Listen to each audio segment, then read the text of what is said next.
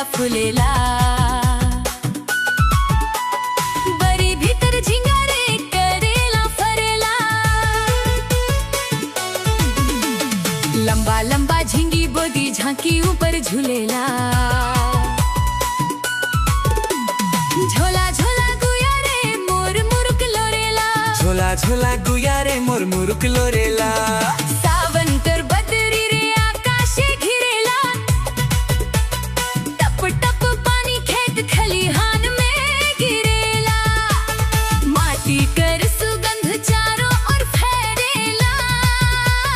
हरियर हरियर पत्ता हवा संग हिलेला रुदु बुदु सुंदर पियर पियर फुला फुलेला बरी भीतर झिंगारे करेला फरेला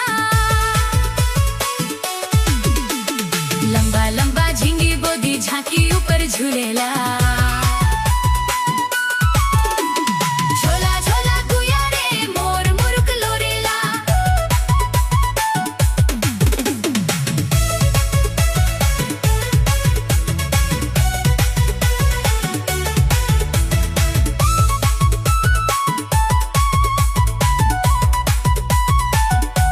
बारी कर कोना में भाजी हरियर भरेला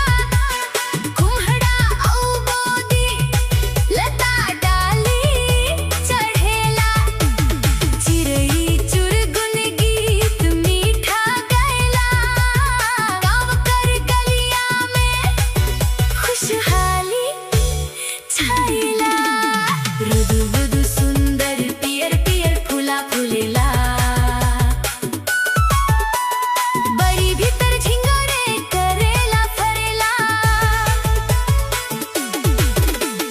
लंबा लंबा झिंगी बोदी झांकी ऊपर झूलेला।